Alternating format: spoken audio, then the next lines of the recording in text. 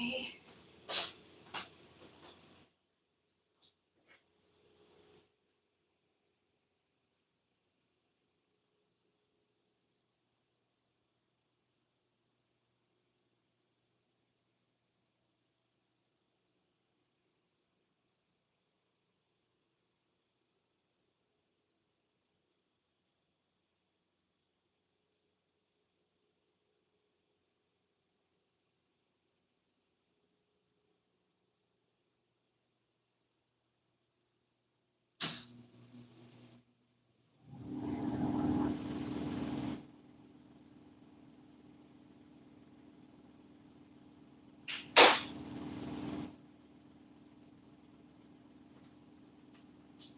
All right, all right, all right, all right, all right.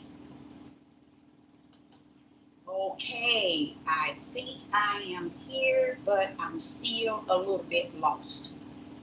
So, um,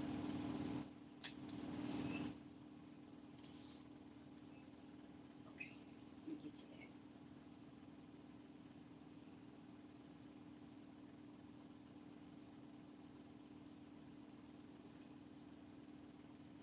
All right, all right, all right, all right. Here we are.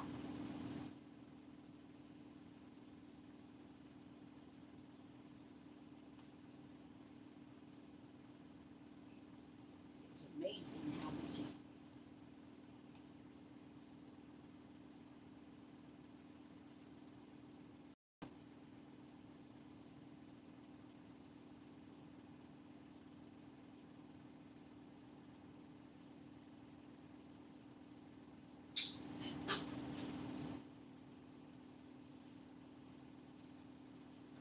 Okay, I'm just trying to get lined up here.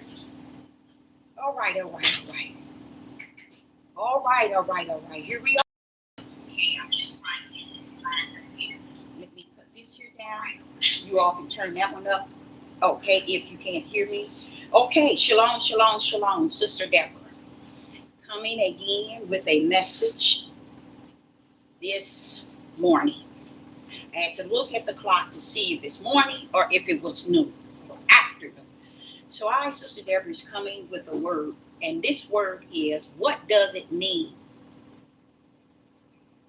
when it says it is written? What does it mean when it says it is written? I want to show you in this lesson this morning that this is a lesson which many has dropped the ball on.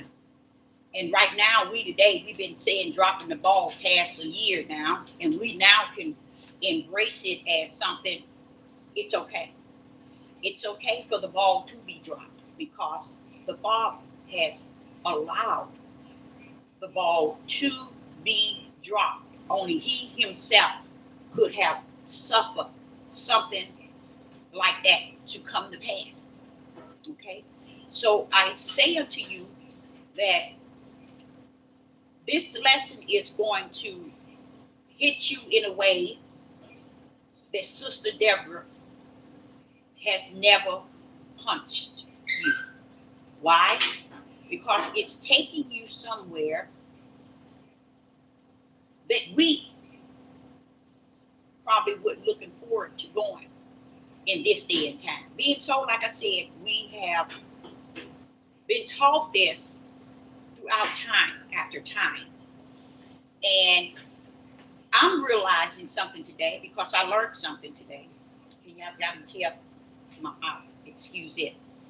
I learned that the power in the Bible, the King James Version, the King James 1611, all the other books that were taken out, the Enoch book, and all the other books is not something we must lean forward to.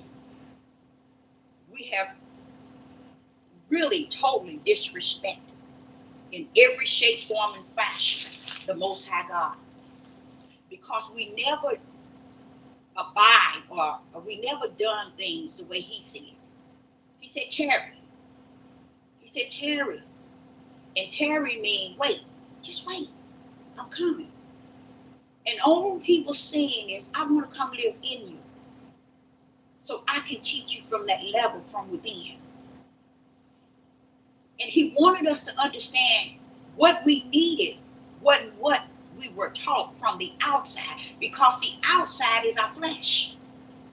He needed a message to come to us from our inner man. And I learned so much just sitting here within a quickened second. I turned away from something that I didn't understand. And I found myself right back to it. He said, no, what are you turning for? Greater is who I am in thee, what you're turning away from. So I had to go back, sit down, read over what I was running from and what I was turning from, because it was so screwed up. When I sat down within a quicken, he gave it to me. He made me go back to what I've been teaching you all this time. This book is words, and many words out of many mouths. We even have the Jesuits, the Jews, and the Roman Catholic who have formed this book. And they went into the scrolls and took out the true word, and they added, they took away, they smeared it, they wiped things away, they added Latin, they added Greek words. But we know that the word of the Most High that was put on stones, that was put on the scrolls, were only Hebrew language. So we read in language from everywhere that had something to do with stealing the identity of my father. And we have walked around all these thousands of years not abiding by what he said. Now David, Abraham, Isaac, Isaiah, Ezekiel, my true brothers, Jeremiah, now I get it, y'all. It was all we needed to do was wait for him to come in us, to teach us what he said he would do. Teach us all things. But we didn't want to wait. We wanted to trust in the words in which man can give us. Because we feel that these words in these books is greater than the word himself, which is the Father.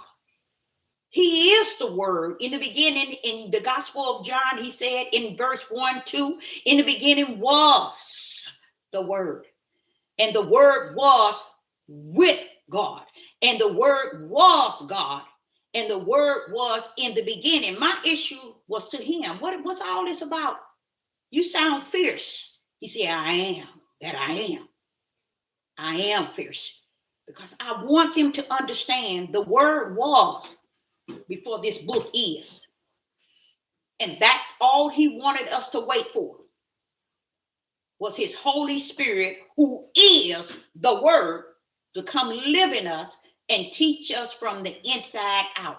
He didn't want the book to teach us on the outside so we can get something in our spirits, because what's on the outside can't teach us on the inside. So this thing has to come from the inside out, not the outside in, because the outside will teach the flesh. But the inside will teach the spirit and the flesh. You can't lose by waiting for the Holy Spirit to come in you. All he said is tarry. Just tarry a little while. Didn't they do that the day of Pentecost? That which shows every church that exists on this earth. The day of Pentecost, they was up in the upper room just waiting. Hours, just waiting. Days, waiting. What was they waiting for? The same thing the Father's telling us today we should have waited for. But no, we want to see something to believe it. And how many times have you even studied in the study guide and it told you, you don't go for the things you see to believe. You go for the things you see not. But yet, it gives you the power to believe. So the things that we see is only temporary. And the things that we see is not what we see. But the things we see not. Why? He's letting us know everything was spiritual before it was natural. Before heaven and earth was created, everything that was had already been. How did we escape where we at today and where we should have been yesterday? So I sit here and I bring to you the topic. What does it mean when it said it is written? We're going to see what Jesus said on the mountain, which the mountain means his mind. He turmoiled with Satan here. People don't know this is the greatest mountain of who you are right here. And Satan was coming after not his inner man, his mountain of his mind, of his flesh. So let's go there.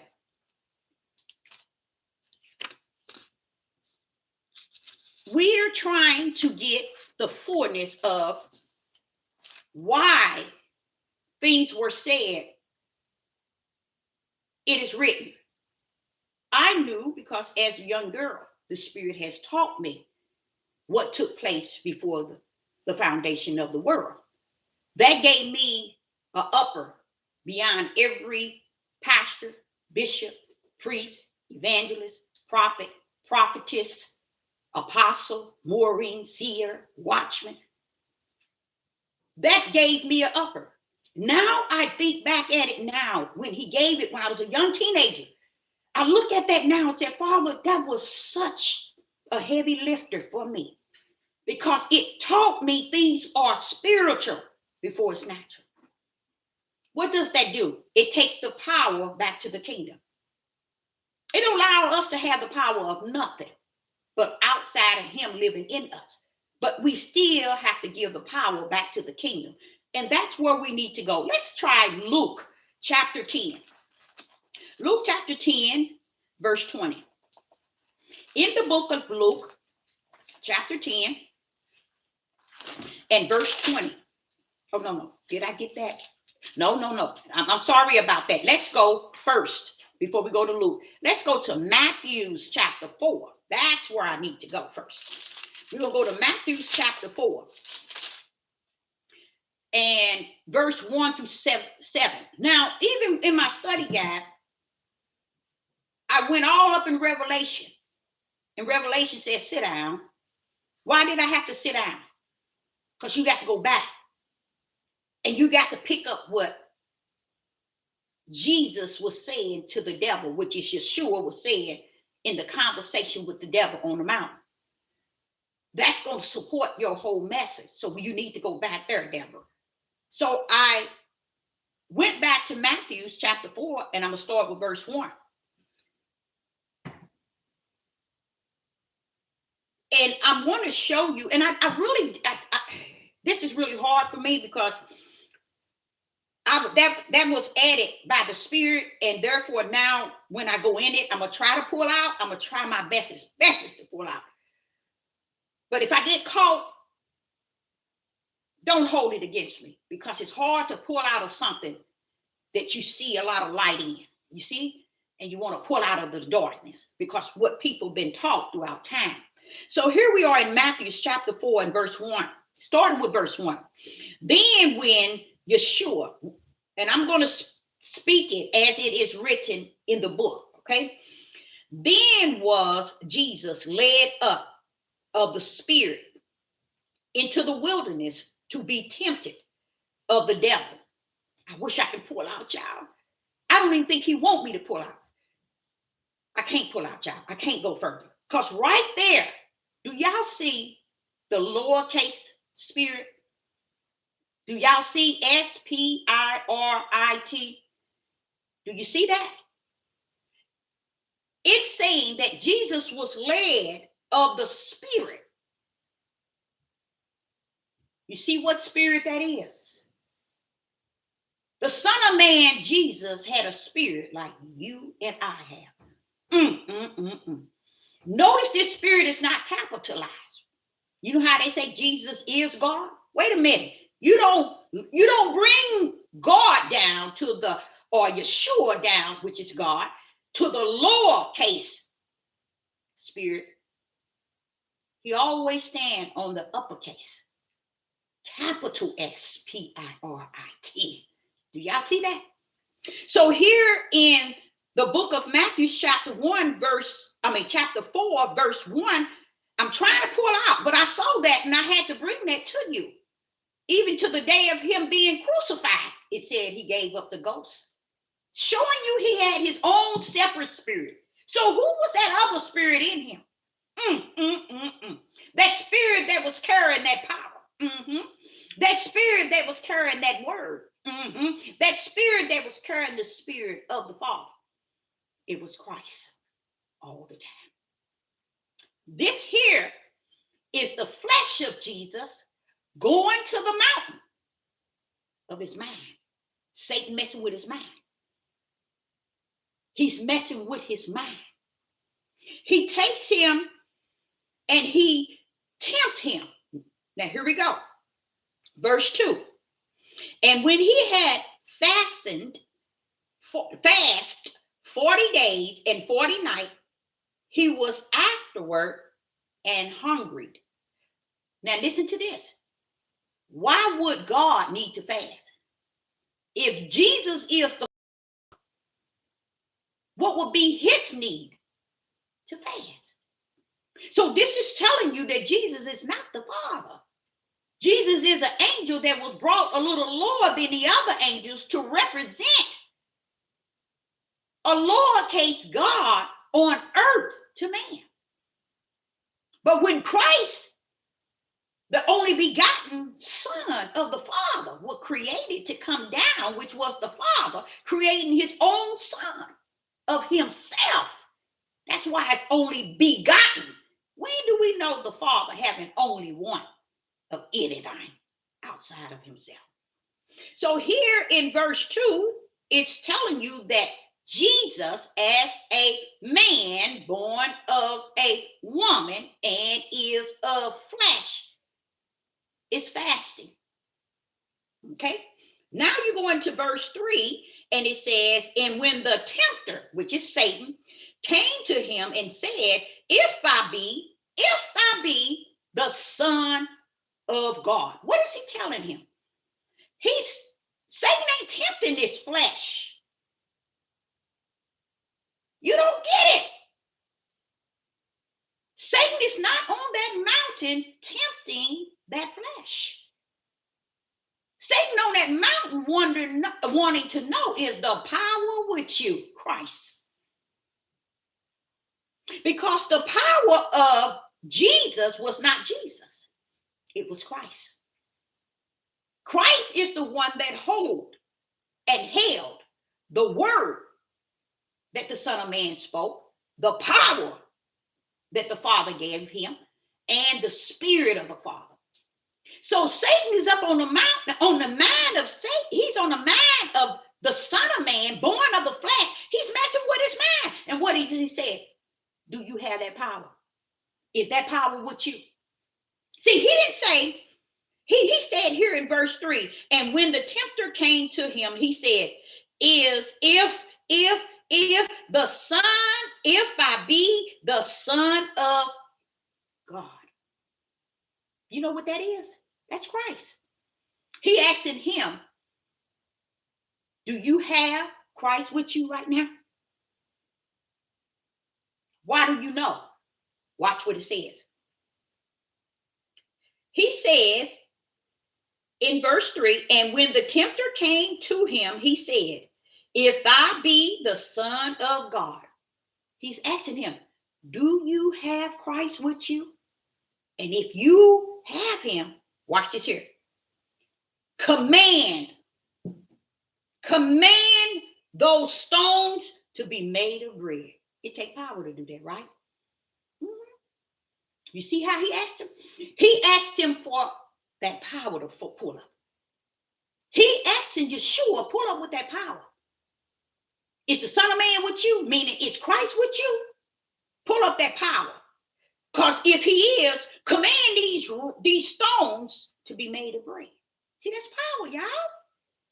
He ain't asking the Son of Man to do something that he cannot do. He know the Son of Man can't do nothing. He know Jesus cannot do anything. But he asking him, if you be the Son of God, is he with you? If so, let me know by commanding these stones to be made of bread. The world has no idea that Jesus is the Son of Man and that Christ is the Son of God. It is what God created to come down to assist the Son of Man in the mission of his will on the earth for the both. Just as when he told us to wait, to tarry, he wanted us to have that same power. See, we waiting on Christ to come down to now live in us, to give us the same ability he gave the Son of Man, which is Jesus. And that's what the devil was tempting him on, wanting to know, do you have Christ with you, the one that got the power? And then you see in verse 4, but he answered and said, it is written. That's what our topic is about. What does it mean, it is written? It means where the ball was dropped way back in the beginning of the New Testament. It was dropped way back in the beginning of Genesis, where no pastor, no priest, no bishop, no apostle, no teacher, no prophet, no prophetess, no Mori, no seers, no watchman has taught it on this earth. And this is why what you're hearing now is going to be what you never heard before. Because he said that which was in the dark shall come to the light in the last days. And what I'm speaking to you is bringing the light that sat in darkness all these thousands of years and never was spoken into a time as this in which the Most High has called, where the light come out of the mist of darkness, because it's bringing the truth of the whole matter. And the Father is not so up to trying to bring his light for nobody to understand it. He limited his light before the foundation of the world. It's not meant for everybody and anybody. It's only meant for those he assigned it to before heaven and earth was created. He even put them in the Lamb book of life. And that's why you see the lamb slaughtered before the foundation, because he had a job to come down here and redeem us back. Because we got off of the path, because the earth is sin itself and the fullness thereof, sin. Okay, so here you finna hear the Son of Man step in to the tempter, Satan. Verse 4, but he answered and said, it is written.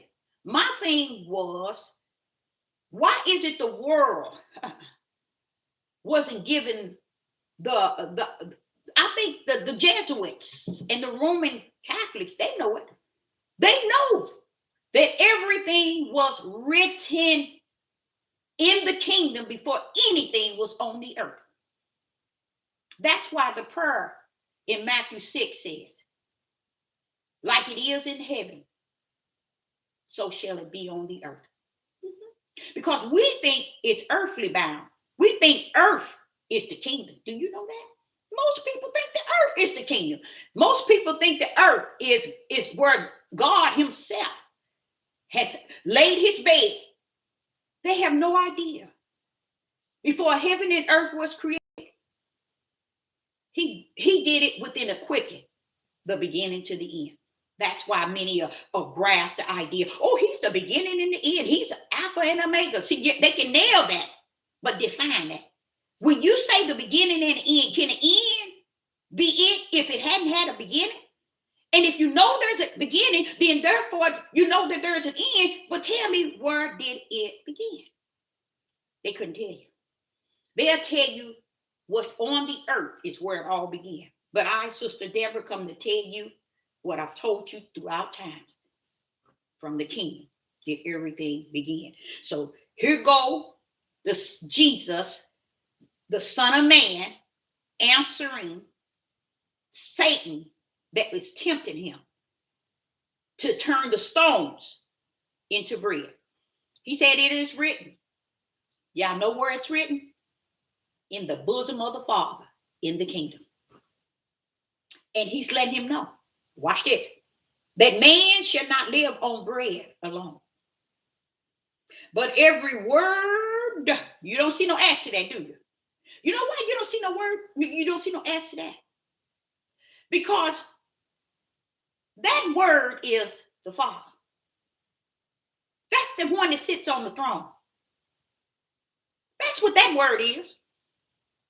If it was words as it is in this book, then it'll be words. But it's letting you know that the true word in the Gospel of John, chapter 1 and verse 2, in the beginning was the Word, and the Word was with God, and the Word was God. It was with him in the beginning. So what is it telling you? In the beginning, before anything was created, he that is the Word. He existed before any book that you're reading, that you call the Word. See, the Word is the Father on the throne. He is the Word itself. That's why he wanted us to wait for him, so he can come live in us. And he even told us, I'll be your comforter, and I will teach you all things. We dropped the ball. So no, we don't want that. We want to go to church so we can dress up. We can put our hat to the side. We can sit and look at a man tell us what the Ruach HaKodesh, which is the Holy Spirit that told us to wait for me to come in you so I can be the teacher. If the Father thought for 1 minute that a book would be your teacher, then it wouldn't have been no need for him to come as the Holy Spirit. What's the sense of comment? If you felt that this book should be our teacher, because he knew that man had went into these books, smeared them up, smeared them down, took them round, add, take away. They went into the Strolls, y'all, pulled them bad boys out and started redoing them. The Roman Catholics, the Jesuits, and the Jews, the one that rules this world. And they can't rule it without the right hand of the Father allowing them to. But I just want to let you know that. Now, see, listen to Yeshua. Listen to Jesus. He's actually telling you that man shall not live on bread alone, but every word. What is it you don't get? How can we live on one word? Huh? Because God himself is one. And he wants you to know he is the word. And then Jesus is saying the word that proceeded out of the mouth of who? God. God is the word, and the word is God. That is the only thing that we live by. See, y'all had it wrong. Y'all had it bent up and bent down. The word wasn't the words of this book. It was the word, the true word, which is the Father. Son, his word, his spirit, and his power down in the only begotten Son of God. That was Christ. To help out the Son of Man, born of a woman. To complete the sacrifice mission. He stepped into him to help him to complete his own will. He did an excellent job. The Son of Man did an excellent job. None of us could ever even come half the way that he walked, talked, and he kept telling us who the Father is. How could the Son come to the earth, even speak to Satan, the tempter, and school us while he's talking to the tempter? He's schooling us, letting us know that word that proceeds out of the mouth of God, that's his Holy Spirit. That's his spirit. That's what we live by. That's what I live by. So you can't tempt me to turn anything into what you want me to turn it into, because I live by the one that's in me, which is the word, which is the Holy Spirit of the Father. I can't be tempted by you, Satan, because I don't live by flesh and blood. I live by the Spirit, where the true teacher teaches me, and that is the Father. So here in verse 5, it says, notice in verse 4, he said, it is written. I want to explain something to you all. Throughout my living as a teenager, I learned that before the foundation of the world, things were created from that level. So I don't have a chance here on the earth. I don't have a chance to boom. I don't have a chance to get on a platform or go to a church. It ain't that I can't. Don't get me wrong. It ain't that he won't allow me, but it's over. The ball was dropped in Genesis, just as it was dropped in the beginning of the New Testament. People still today don't know who the Word is. The Word is he that sits on the throne, the Father. And they have made a book, the Word. How can the books that's loaded with words with an S to it be the capital letter word without the S? Think, y'all. Think. Make it make sense. You can't. It can't be done. So here, the first thing Jesus was telling him, bro, it's already written. You can come tempt me all you want. It's already written. And what he was saying is what the Spirit taught me as a young teenager, is that heaven had everything written in and written out. Who got something to say? That's what he said. Who got something to say now? It's already written. That means there is something in one book and in another in the kingdom. Everything is written, and that means each and every last one of us have already been written in the book, either to the book of eternal or the book to the lake of fire. It's already written. What that does for me, and I don't mean nobody else, but I'm speaking for me. What that do to me is bring that power of who my Father is back to his throne. I love that. Anytime that I can take my Father's power and bring it and hand it back to him on the throne, not as if he lost it, but that I thank him for letting me find it. So I give it back to him and say, thank you, Father, for this.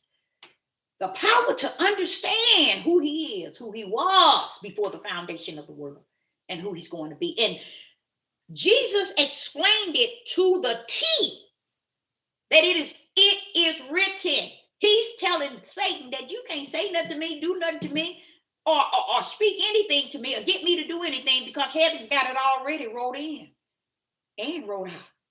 Here I am. You can't tempt me, because I live by the Holy Spirit, not by my flesh. I know, Satan, you tempted my flesh, and you trying to find out, is Christ in me? That power. You see? That's why you want me to turn these bread into stones. You're trying to check that power. But I don't play with you, because everything is already written on the kingdom level. I'm not down here on this earth to play patty cake, bake up man with you. It's already written. And this is what the world has no idea of. That everything was already written at the level of the kingdom. You don't have to wait for nothing on the earth. Heaven's got it locked in and locked out. Wrote in and wrote out. It's finished. Okay, so he began to tempt him. Continue. He continued in verse 5. Then the devil take him up into the holy city, and sat him on a pinnacle of the temple. Verse 6. And he said unto him, if thou be the Son of God. Now, this is the problem. I have a real serious problem. I have a serious problem, y'all. A real serious problem. And guess what? So what? I can't be helped. It's over. It's finished. This been dropped for so many years, thousands of years, to where it don't matter no more, the Father says. It is what I say that it is, and that's the way it's going to be, because it is written from my bosom, not from man. As you look here, and I'm going to try to go in and I'm going to try to pull out. When you see verse 6.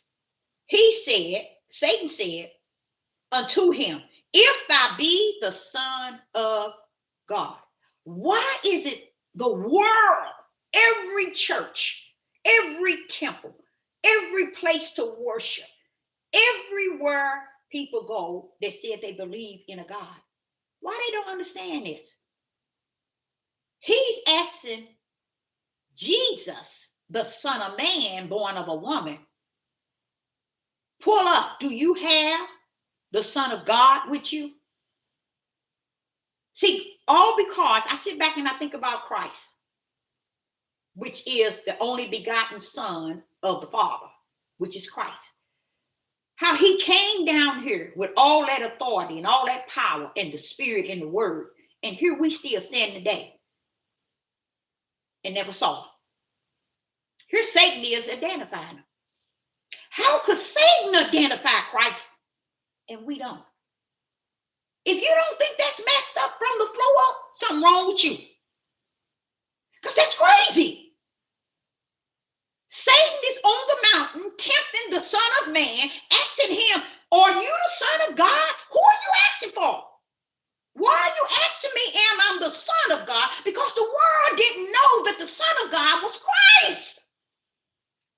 They came down to live in the Son of Man. And he's asking him for him. He don't have no respect for Jesus, the Son of Man, born of a woman. He just want to know, is the Son of God? You know why? Because he knows the Son of God is Christ. That holds, Christ holds the power of God. He holds the Word of God.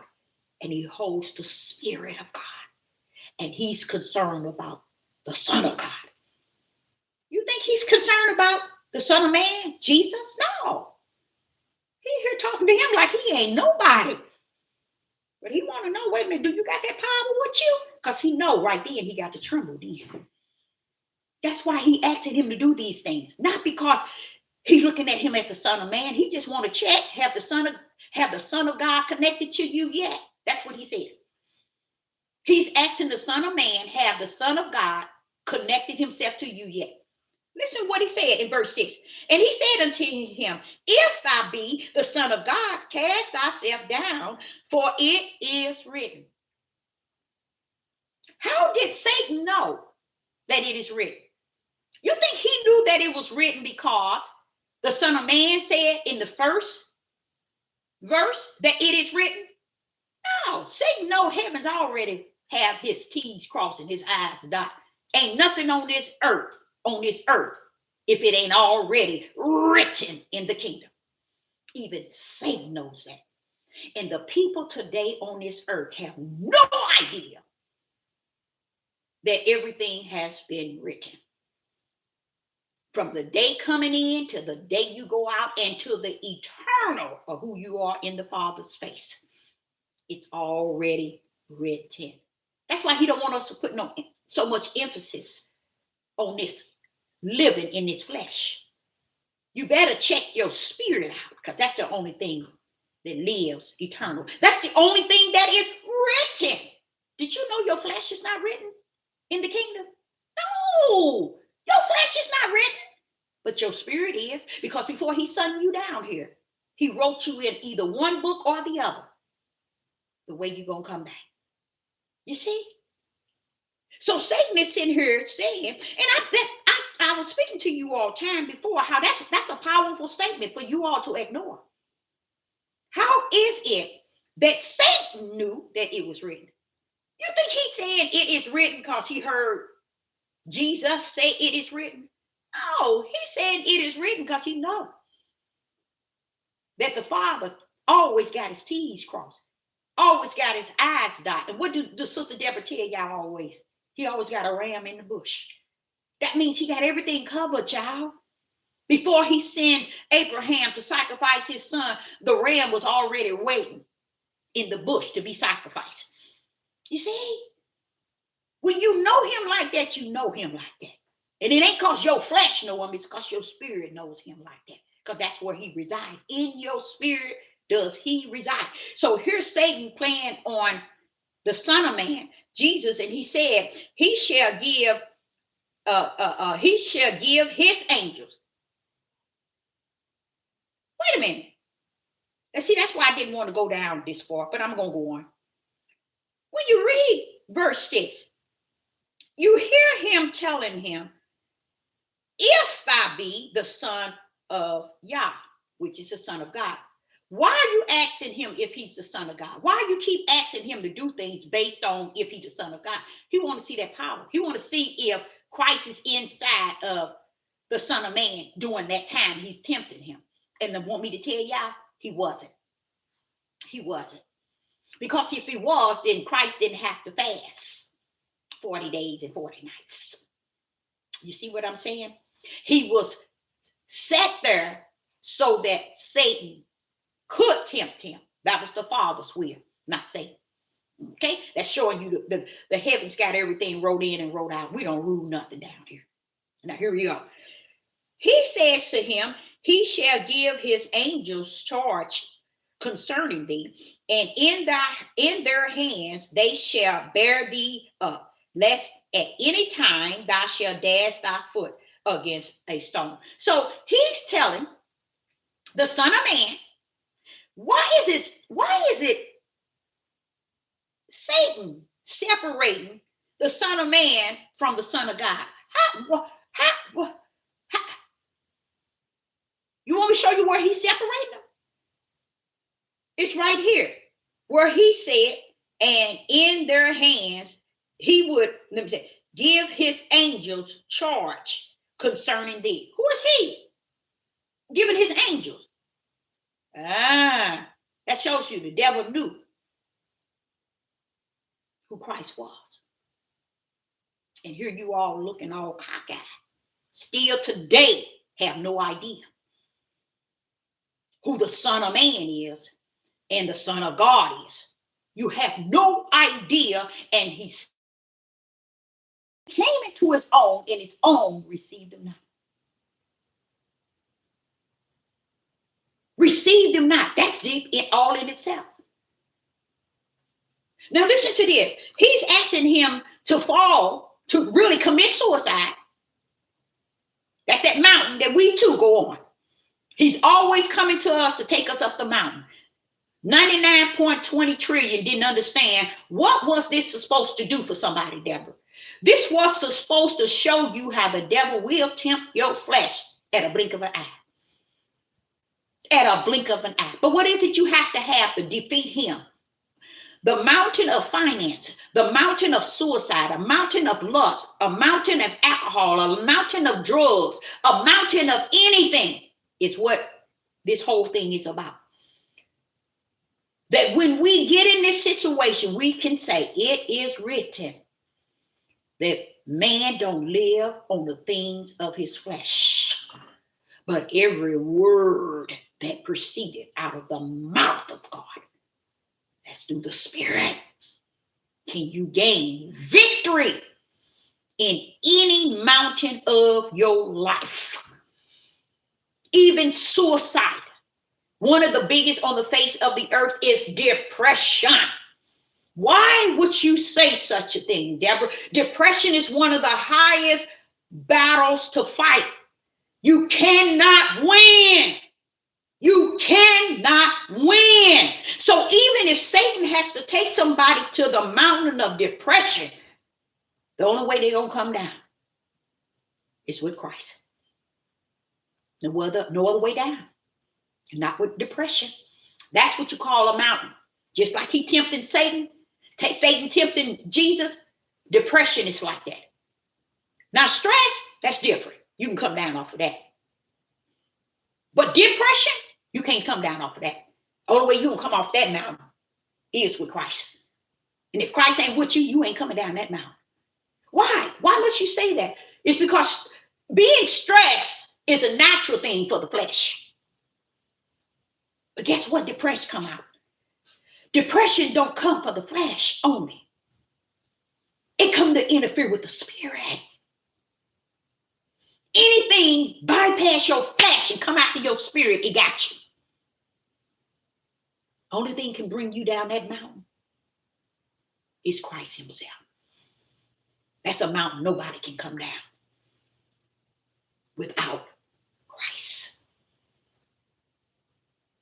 So here he's telling Satan to commit, he's telling Jesus to commit suicide. Don't worry about it. If the Son of Man is with you, don't worry about it. The Father give allegiant angels and he'll catch you before you fall. Go on, jump off. Go on, commit suicide. So it was for us in the flesh to understand this in a study, that the Satan will take us through many mountains of stress, depression, finances, lust, addiction, all kind of things. Oh, we can come down. Oh, yeah, we can come down. And this is what he's doing. He's taking him up the mountain of suicide. He's tempting him by suicide.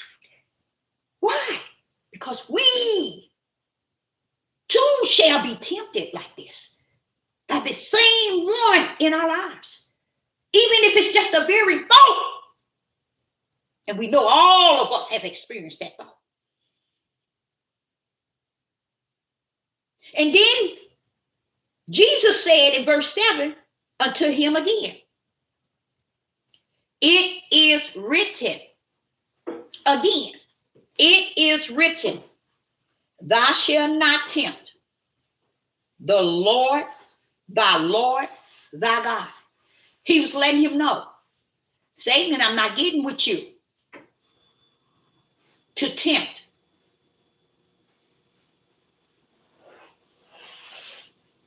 What my Father has willed. I'm not getting with you to do that. I'm not with you on that. And Satan sitting around have the audacity to say, it is written. You know what he's saying that for?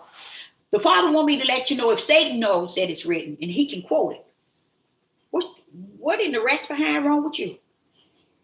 Why is it you don't understand that it is written? Because we don't want to know the Father like that. We want to know him at the level of who we are and what we are and how we feel and how we think. That's the level of the flesh. Now let's go here to Revelation chapter 3. In Revelation chapter 3 and verse 5. In Revelation chapter 3 and verse 5. What we are coming on up to is everything is written, y'all. So when it says it is written, it's actually teaching you that heavens wrote everything in and wrote everything out. Why didn't we as people respect that? What happened to the pastors and the bishops and the priests, the apostles and the prophet and the prophetess and the Mories and the seers and the watchmen, the evangelists and the teachers? What happened to them that they don't understand? It is written. Because the Holy Spirit doesn't live in them. That they may trust in the word that lives in them. This is why they can't teach it. And you know what? I, Sister Deborah, a prophetess in the wilderness, I can't hold it against them. I can't hold it against you. Because if greater is he that lives in us, have not schooled us on it, he is not great in us. We're just so great in ourselves. Okay? To where we so great in ourselves, we teaches ourselves what we want to believe. And that's why he left it exactly where he's at. And that's why he tell his prophet, I want you to pour light out of the midst of darkness. And not because it's going to change people. It's going to open their eyes when they see the light. It's because that's how I'm going to do it. You ain't seen nothing yet. You ain't seen nothing yet. The end game. When people say, well, he's the beginning and the end, baby, sit your tail down. Do you know what that end is talking about? It's talking about great power on the earth as never before. So why you thinking, oh, okay, he's the beginning and the end, he's Alpha and Omega. They love saying it because it's an easy quote. But do you really know the end, baby? Can you know the end if you don't know the beginning? Can you actually know where you've been? Can you actually know where you're going if you don't know where you've been? How do you know where you're going if you don't know where you've been? Likewise, how do you know the beginning if you don't know how do you know the end and you don't know the beginning? For the beginning is written, telling you, first and foremost, this is where it started. But watch me show up and show out at the end. While y'all thinking, oh, he's the beginning and the end. He is Alpha and Omega, baby. You don't even understand what that end is going to bring. All you have to do is pull up Revelation. You ain't seen all the end. Y'all ain't read. But when you read, you have to read with the Spirit in you. And if you have the Holy Spirit in you, when you read Revelation, then you'll know. You wouldn't base it on what I say. You will know it because what's greater in you is teaching you what the end is really going to be. So we can sit here and clown all day and night if you want. But the truth be told is, you want to say you know the beginning. You want to call it, oh, he's Alpha and Omega. Oh, he's the beginning and the end. Okay, baby. You ain't seen the end yet. You see it all before you and you ignore it. You don't pay no attention to it. But the end is no clear. It's called destruction. It's called venge. It's called killing, destroying, ruining. That's what the end of the Father is. You mean y'all didn't know that? You didn't know that, did you? Now, you want to call all the time, quote, oh, he's the beginning and the end. He's Alpha and Omega. You better get that right. And when I say get it right, know the truth of the whole matter of what they're saying. Don't be going around there quoting it because you know how it's so easy to quote and don't have the fullness of what it's saying. You see, it took him to teach me this at a very young age. And I see now where I'm at today, I see why he had to start me off down here as a child. Because had not, I wouldn't have never got it. It's no way. It's just too much. Let's go to Revelation chapter 3. In Revelation chapter 3 and verse 5, it reads, and he that overcometh, the same shall be clothed in white raiment. And I will not blot out his name out of the book of life, but I will confess his name before the Father and before his angels. You see that? He's sitting here, Yeshua's sitting here, which is not Yeshua, it's Christ really. He's sitting here saying, as if the name is written in the Lamb, in a book of life. And I will not blot his name out of the book of life. So you see how, wait a minute. What are you talking about, Deborah? Hey, what you mean what I'm talking about? The beginning. You always say the beginning and the end. But wait a minute, hold up. You don't know what I'm saying now, do you? No, that's the beginning, baby. In the beginning, he had the Lamb book of life and the book to the lake of fire. So when Jesus was talking, being tempted by Satan, he was telling him, bro, everything is already written. Sit down. You can't tempt me. Everything's already written. Meaning it's going to be exactly identical the way the Father have written it. Not the way Deborah, not the way you, or the bishop, the pastor, the priest, but the way heavens has already signed it out. And signed it in and signed it out. Now listen to here. He's sitting here saying, I will not blot out his name out of the book of life. That's telling you that there is a book that has your name in it. And it's called the book of life. And a lot of people understand it as the Lamb book of life. Why? Because the Lamb was slaughtered before the foundation of the world. And if the Lamb is slaughtered before the foundation of the world, before the foundation of the world, then this book had to be created during that time. Because it had to put you in that same book that's titled the Lamb book of life. People who are in the Lamb book of life are the spirits that the Father sent down here to represent him. Okay? That's who they are. Okay? So what did he have? He had two books, one to the lake of hell, one to the Lamb Book of Life. But he had a lamb. That's why I try to tell you, I call it a ram in the bush. This lamb that was slaughtered before the foundation of the world, he had a mission to come down to die for all mankind for the sin that Adam couldn't uphold. But when he came, the Father did not send him alone. He sent that angel, Jesus, to come down here and made him a little lower than the other angels for the mission of the sacrifice. But when he sent him down, he said, hold up. You ain't going nowhere. You can't go nowhere. Hold up. I done sent all my prophets. I done sent all my elect men. And they killed every last one of them. You can't complete this mission. Yeshua, which the world called Jesus. You can't do it. Hold up. I got my only begotten. And I'm going to call it the Son of God. And the world going to know him as Christ. He's going to come down to help you. Because if I send you down, they'll take you from Mary. Mary and you be dead. If I send you down the moment you birth, you be gone. If I send you down with just you wouldn't last no longer than my prophets and all my other mighty men. But I'm telling you what, I'm going to do something little, something different. I got a plan. I'm going to send you down. And I created myself as my only begotten son. I'm going to come in you, with you, and help you complete the mission that Adam in the beginning couldn't keep. You're going to lose your life.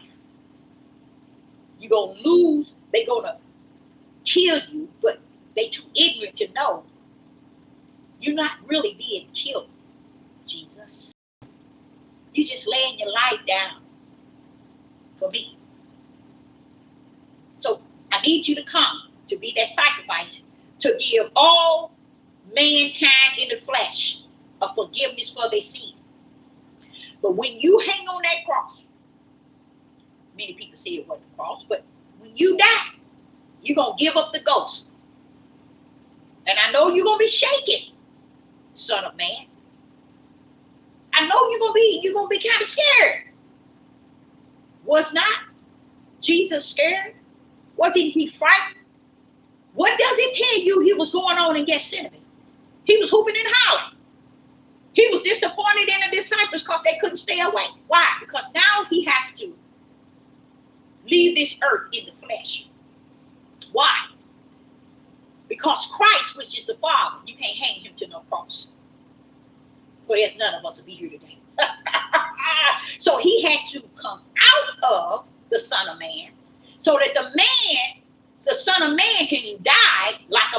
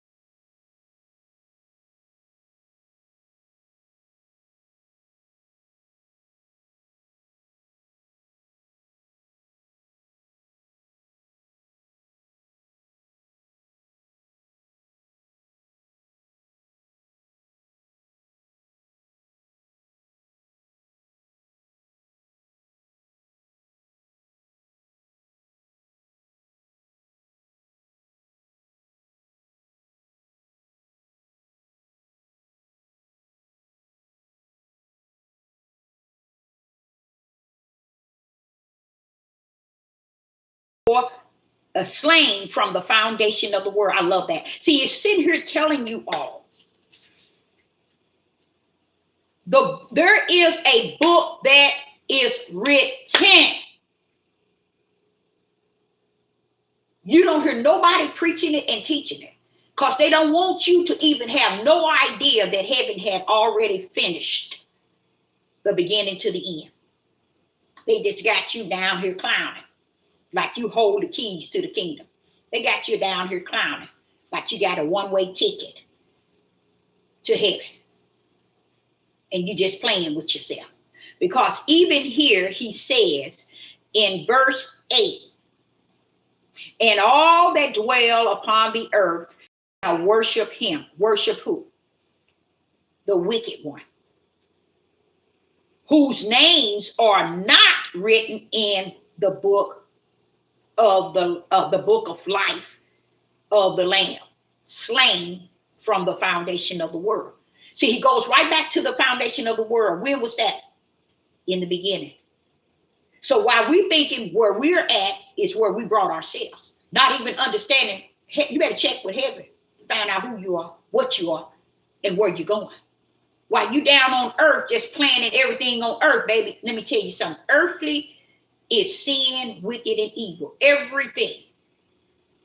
But if me, Sister Deborah, is two beings, I'm flesh and I'm spirit. Why would I be so focused on the flesh that goes to the grave? Straight to the grave and never exist again. Versus focusing on the other inner man that goes to eternal. Yes, it's two different directions. The lake of fire or the eternal kingdom. Right here in Revelation 13 and verse 8, they're actually speaking of the wicked ones whose names are not written. There go the word written. What this topic is about. What does it really mean? It's trying to let you all know while you're down here clowning, thinking you got the upper hand to the beginning and the end of who you are, who you was, and you're going to be. You have no idea that he already got you wrote in, baby. He got you wrote out already. So you just down here clowning. So you better go right now, find you a place where a circus is going on and get you many, many tickets. Because that's really what time it is. Because if you don't see what's really going around, what's really going on this earth, so you can get your house in order with your spiritual being in order, you might as well go buy you a mini tickets and go and clown up. Because that's what you're doing anyway. That's why they don't want to teach y'all that there's a beginning. And what is this beginning? And what is this end? No, they want to make you think everybody's going to heaven, everything's good today, and oh, you can do whatever you want. No, you can't. He got my day in and my day out. What do that mean? He got the day that I come into the world, and he definitely got the day out. And he ain't going to change it for me nor you. I can sit out and pray, going to the mountaintop. I can boo-hoo all my living. It ain't going to mean nothing. It ain't going to move from his will, what he has from the beginning. Okay? So here, I want to step into Revelation, which is a very dangerous one. But I'm going to go there anyway. I'm going to go there anyway. I'm going to go to Revelation chapter 20. I know I shouldn't, but I'm going there anyway. Okay. Okay. When I get into Revelation chapter 20, and how I'm going to get out of here? I'm going to try to get out. Revelation chapter 20, verse 11. I didn't want to go to 11, but I want to show you how the earth, the sun, the moon, the oceans, the earth right now is moaning. The earth is now trembling. The earth is shaking because what the Father is doing. And the people that's on the earth could give a rat's behind. They acting like, hey, ain't nothing going on. What you mean ain't nothing going on? He brought principality down to the earth. What you mean? It is lawlessness on this earth. And you don't see that? You don't see the wrath of the Father. You don't see all this destroying, murdering, killing, and all this stuff. You don't see all this. No, they don't see it because they think it's about earthly bound. And as long as it don't come to my house, I'm good. Oh, it's coming to my house. It's coming into your house. I ain't gonna sit here and tell you no lie. I done told y'all it's at my house. I ain't gonna sit here and lie. I'm just grateful to be living to be able to handle what the Father has given me. And that is long suffering and endurance. Oh man, you can't live without that. That's spiritual, long suffering and endurance to keep you from in somebody's mental hospital. He keep you from the inside. He let you long suffer and endure. Now watch this though. In verse 11. Revelation chapter 20, verse 11. And I saw a great white throne, and him that sat on it. Now we know that there's a throne, and somebody sitting on it. Who should we say that is? Who that? Who that? Who that sitting on that white throne? From whose face the earth and the heaven took off running. Why did the earth and the heavens run once they saw him on the throne, his face? Because they got more sense than humans. They saw the face of the Most High and took off running. And what does it say? And there was found no more place for them. See, to me, it shows you that the earth have respect for the Father. The moon, the sun, the stars, the wind, the seasons. But what happened to us as human? Seeing him to be all that adds up. We can't see that. We won't go there. We don't want to keep everything at the level of understanding flesh. And that's it. And he don't have no problem with that because he says over, it's finished. What they don't know, they ain't gonna know. But wait till when these days pull up, then shall they see. Okay, now this is what he said. Now, if the earth and the heavens fled from the Father on the throne face, why are we standing here like it ain't nothing going on? Is something wrong? Yes. Now watch this here. Verse 12. And I saw the dead.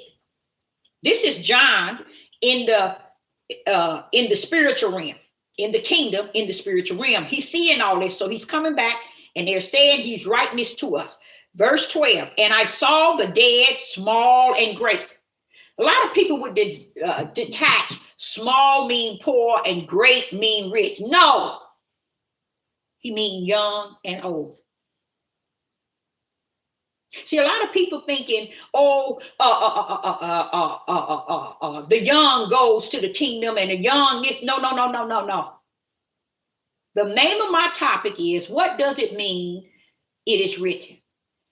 Everyone from an infant to whoever living to be as old and be old, whatever, to 100, everybody. When you receive the breath of life, you can't receive the breath of life until you are birthed, and that's the breath of life. Breath of life is not what your mother, you being in your mother's womb. That's not breath of life. That's her life you living off of. It's called an incubator. It's an incubator. You're not living on your own breath until you come into the world and the Father gives you the breath of life. See, the breath of life comes only from one place, and that's the kingdom. He that sits on the throne is the breath of life. He gives everybody that come into the world the breath of life. So that's why years ago they used to take them, and I can still remember it. They used to take the baby upside down, bam, because the doctors, instant, they wasn't concerned about nothing in that operating room, in that labor room. All they was concerned about, gripping them 2 feet, bam, hitting that baby. Why? Because the only way and the only thing that they wanted to hear was that breath of life. Praise the Most High God. Just imagine if the heart of people were there. If they only knew that's the only important thing of anything that's on the earth is the breath of God's life. Ain't nothing overrides that. The only thing is the greatest of the greatest is the breath of life. So once you're born into the world, bam, they want them doctors, even when your child is born, if you can just picture what it's like them working like crazy, like they crazy, and all they trying to do is get that first breath. They trying to get that first breath, but they can't get it when they want it. The heavens have to bring it down. Praise the Most High God. And that's how anybody from birth that received the breath of life, this is what Revelation chapter 12 is saying. The small and the great. Watch this here. Stand before God. See, we thinking the children is going to automatically go back to heaven. No, they do not. They go to the lake of fire too. See, that's what y'all didn't understand. The message is saying, what does it mean when it said it is written? It is written mean heaven's already got everybody from the beginning of the end wrote in either the Lamb Book of Life or the book to the lake of fire. They're already written before they come down as anything. Their spirit name is written in the Lamb Book of Life, or the spirit name is written in the Lamb Book of, not the Lamb, in the book of Lake of Fire, in the book of Lake of Fire, the book of Lake, the Lake of Fire. Okay, so their names are already written. That's what this topic is about. It's written, letting us know that it ain't what we make it on the earth. It's what heavens has already made it in the kingdom. This is why people, what I was telling y'all, people don't understand what it means when it says the beginning. He is the beginning and the end. Because before anything was created, he had already written everything according to the way he want it to begin. See, that's what they don't understand. That's why I say you don't know where you're going until you know where you've been. You don't know where you're going until you know where you come from. 99.16 trillion that lived on this earth still today don't even know where they come from.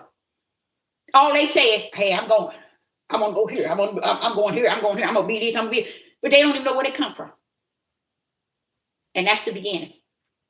That everybody keeps saying, he's the beginning to the end. But wait a minute, back that thing up and land that thing down. Bring it on down to me. What do you mean when the beginning? What does that mean to you? They can't tell you.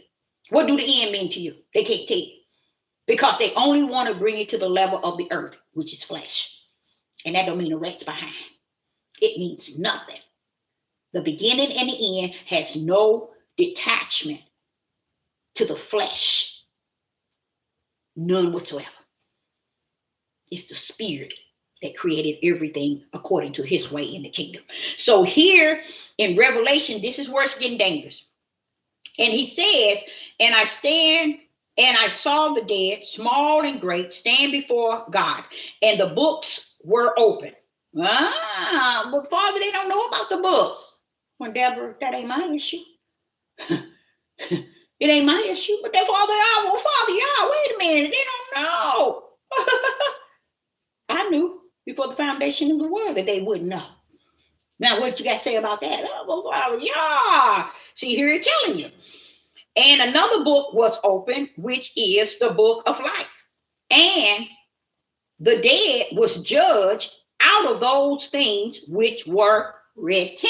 Let me explain that to y'all.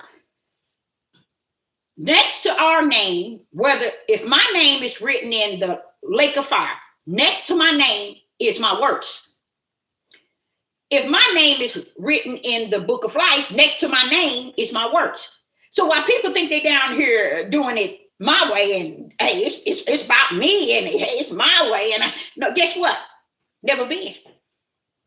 That's the way it is about, where it's written. Do you think heavens got your works written based on what you did down here your way? No, he got it his way of what he knew of you. That's what he's judging you on. That's why I said that inner man is greater than that outer man. That inner man is an enemy to your own outer man. Now, your inner man is enemy to your outer man, and your outer man is an enemy to your inner man. And he told us that. That's why I don't understand why everybody live out the flesh. And the flesh goes to the grave and never have never exist again. But your spirit goes to eternal. It lives forever. So why ain't we concerned about the spirit more than we are about the flesh? So here he's actually telling you straightforward, and this is what gets me. Why ain't they preaching this? Why didn't they preach? And the reason why I said it, because I stayed in the church as a little girl. I was a good listener. Ooh, I can hear behind here. I always was a good listener. I never heard it. 65 years now, still ain't heard it. Ain't heard it preach, teach, talk, nothing. They ain't gonna teach it. Because the truth, no one wants to speak on. But the lie, oh, they love it. So listen to what it says. And another book was opened, which is the book of life. And the dead were judged out of those things which were written. So in the books, according to their works. See, when Sister Deborah was telling people in the last couple of years about, I already can discern you, okay? So you can look at me all cockeyed if you want to, but like I've told you before, I can already discern you. See, what you didn't understand, the gift that was poured out, everybody talk about that in the church. Oh, he poured out gift. But what they didn't understand, the gift was for the spirit. It was to discern the spirit of people, not the flesh. And then he told y'all the fight is not with the flesh. We fight not against flesh and blood, but principality in high places, because we fail to realize the real fight is in one spirit. It's not the flesh, it's the spirit. Because the spirit tells right here your destiny, your works. So when he gives the spirit of discerning, he's not giving it to me to discern somebody's flesh. He's given it to me to go beyond the flesh and enter into the spirit and discern what spirit is present.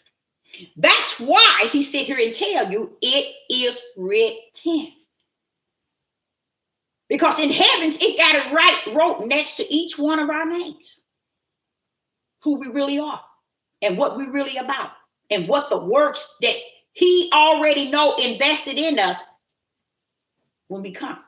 So say, for instance, if I come down and I live to be 5 years old, you think he's going to have a problem judging me if I died or had a car accident and I died? You think he's going to have a problem? You think the heaven's going to have a problem? The kingdom going to have a problem? You think he on the throne going to have a problem judging me at 5 years old? No, he's a liar from the pit of hell.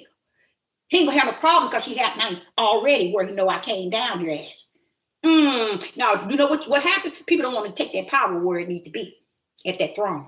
They don't want to give him that. They don't want to exalt him and magnify and glorify him at all that power of who he is. We want to keep him under our feet, the way we live by flesh. You see? But the truth be told, if I'm 5 years old and I had a car pass, I go to sleep. And when it's time, he blow the trumpet, it's time for my spirit to go up. Guess what? My spirit is already written where eternal is at for me. It didn't become written when I was born or when I turned 5 or when I died. No, it was written before I got down here. Did the Father know who I was?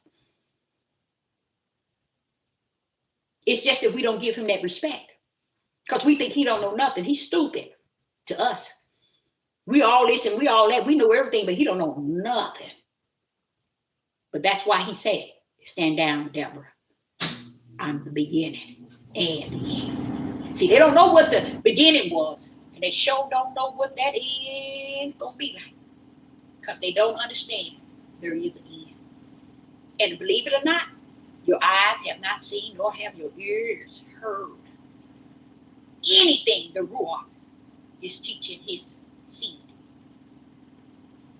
And let me tell you, this is the season. This is, I ain't gonna say season because he told me it's no more season, it's no more time, it's only that day, which many of the Father's servants spoke about. Now listen to what this says. Our name's gonna be written according to the works. What do you think it's your works that you did? No, it's the works he know about you. That's why he said in Proverbs 16, verse 2, I think it is, in a man's eyes is clean in his own eyes, but Deborah, tell him. Check. Tell him, Deborah. In a man's eyes, Proverbs 16, verse 2. In a man's eyes is clean in his own eyes. That means in his flesh, he clean, he good. Check. I'm going to check the spirits that's in him. See, that's what a lot of people don't know. There are so many spirits that detach to you that you entertain and allow to come in. The Father said, while you thinking you good in your own eyes, I'm checking them spirits all up in you. I love that. Because it brings that power right back to the throne. That throne knows all things from the beginning and the end. And there's no way that you're going to get to the kingdom and he ain't already have your works next to your name. He ain't going to be battling with you. He knows he's bringing all things up for judgment. And he knows who's on the left and who's on the right. So, but when we bring him to the level of man, we try to make him dumb and we smart. That's how we want to live. As if he knows nothing, but we know everything. Now, this is verse 13. And it reads, and the sea gave up the dead, which were in it. A lot of people today don't understand this. Millions, maybe billions. I'm saying millions of people right now dead in the sea. That's where they died. Many was murdered. That's where they at. When he say they have to give up the dead, they ain't talking about their flesh, their spirit. When the trumpet of the Father is blown for judgment, every spirit gonna rise. And he's telling you here, those that's in the sea, they gonna have to, the sea gonna have to what? Give up. Wait a minute, hold on, Father, what do you mean? Wait a minute, hold on, Father, what do you mean? What do you mean give up? He said, Deborah, in the sea, that sea is evil and wicked. It's holding a lot of dead. Them bodies should have been floated up. But the secret of sending people down under bricks, and people send people down with things around their legs to make them sink down and never come up. I like this, what he said now. Because what he said, and the sea gave up the dead. Meaning that the sea got to give up the dead spirit. The spirit is asleep, but he got to give it up. Because it died in the flesh. But you're going to give up that spirit when that trumpet is blown. See, the sea is still holding a lot of dead people. A lot of people today don't even understand that a lot of their family and their relatives and their kinfolks for years and years and thousands of years been dead in the sea. Because the sea is a monster in itself. Y'all didn't know that, did you? Whoa, yeah, the marine world. Check out Job when he told Job, the Father created a monster. It's called Levitt. You know the name of it? Y'all know the one? That's him. That's him. He's in the sea. He's in the sea. That's why I think that anarchy, they trying to keep that cold. They don't want to come up. Because he ain't for man. You see, it's something the Father created. So they don't want to come up. That's why they got him over there. And if you go over there, you're dead. They ain't going to let you in. They see you over there, they're going to kill you. Because they don't want nobody to know it's under there. It's there. He even told Job, what you think that man can rule this? I created this. Man can't rule that. I was like, see, people thinking this stuff ain't real. This stuff real. This stuff is really been real. So what happens? So here he's saying how the sea gonna have to give up its dead. Because y'all don't know the sea is a monster. All up in Revelation, y'all don't see all the beasts coming up out of the sea. Because y'all ain't got no sense. There's a battle coming out of the sea, y'all. They've been there. I do not like crossing even bridges with water. You know why? I can feel it, you guys. You know how I teach y'all how you got to feel that thing? I can feel the death. And anywhere I have to cross a bridge, I can feel that thing. I can feel it. And it says, and the death in hell delivered up the dead, which were in them, and they were judged, every man according to their works. Now, see here, a lot of people had no idea that hell was the grave. And he said right here, hell is going to, the grave itself is going to have to give up the dead. Those who had died and their spirit just slept in the grave, their spirit going to have to come up. You see what I'm saying? And give up their spirit according to their works. So the Father is is measuring us according to the works he already knew of us. Because before he sent us down in our mother's womb, he predestined us, he ordained us, he foreknew us. So he sent us down to also either do his will or the will of our flesh. And when we do the will of our flesh, we serve Satan. That's what a lot of people don't understand.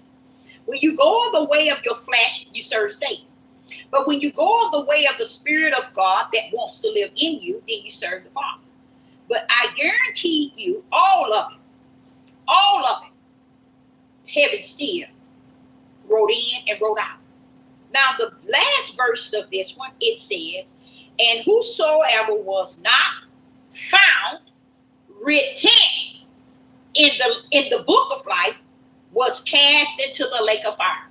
You see? Because they are in the other book, to the lake of fire. And don't think that the works didn't follow them in that book. So it wasn't no thing where he battling when if you tell me what you did when you was down there, or how was it when you was down there? Did you do this? Did you do this? And did you do this? No. It's already written. So if you ever wanted to understand what Jesus, as the world called, was saying to Satan, it is written, he was telling him that it's already written. I don't know where along the line that anybody can think that I myself can come down here and redo things outside of what was already written. I love that. You know why I love it? And then on the other side, I kind of feel sad because it made me realize how far we are from any type of truth. The last verse I'm going to lay down on that, because we went over a lesson similar to this several times, and I just wanted to go over the lesson and just teach this to you all, that it is written. So when you're running around here clowning, thinking it's about what you're doing on the earth, the Father don't care about nothing you do on the earth. It's only what you do on the earth for the things in your spirit that he's more and only concerned about. He is one of the spirit, not of the flesh. So Sister Deborah, I appreciate each and every last one of you all in the live. And I'll let you know that I will be back at 7 p.m. Central Time. So shalom.